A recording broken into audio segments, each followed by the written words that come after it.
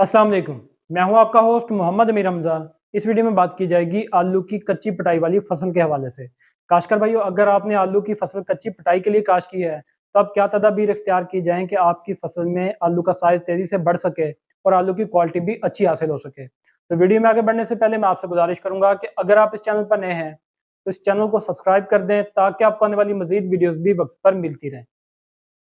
खासकर भाइयों, अगर आपने आलू की फसल कच्ची पिटाई की नीयत से काश की है तो उसका फायदा तब ही होगा जब आपकी फसल की पैदावार ज्यादा आएगी।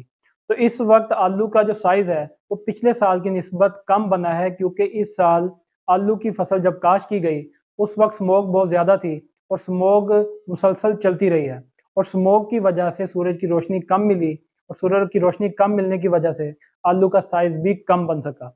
तो अब आपकी फसल में ऐसी कौन सी चीजें इस्तेमाल की जाए कि अगले जो 20-25 दिन है इसके दौरान आपकी फसल में साइज अच्छा बन जाए और दिसंबर में आप आलू की कच्ची पिटाई हासिल करके अच्छी पैदावार हासिल कर सकें।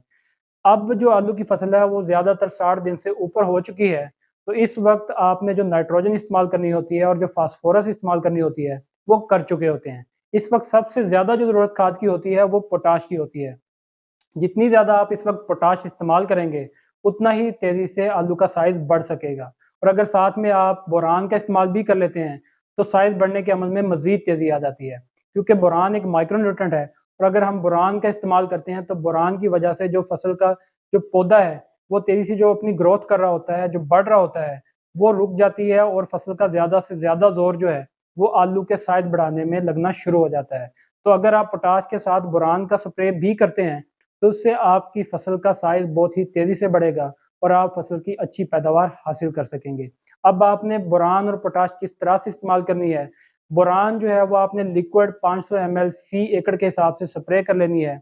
बोरान किसी भी अच्छी कंपनी की आप लिक्विड में हासिल कर सकते हैं जो कि 5% वाली होती है। इसी तरह फिर आप पोटाश के लिए 1 लीटर फी एकड़ के हिसाब से 30% वाली जो पोटाश होती है, जैसा कि एफएमसी की कैटलिस्ट है, उसके बहुत ही अच्छे नतीजे हैं। इसके साथ साथ केंजो एजी की एवियोल ग्रुप की रिफाइन के नाम से पोटाश है, वो भी 30% में है। वो भी अगर आप 1 लीटर फी एकड़ के हिसाब से स्प्रे करते हैं और साथ में 500 ml बोरान भी शामिल कर लेते हैं तो इससे आपकी फसल का साइज बहुत तेजी से बढ़ेगा और आप भरपूर पैदावार हासिल करके कच्ची पिटाई से अच्छा मुनाफा कमा सकेंगे।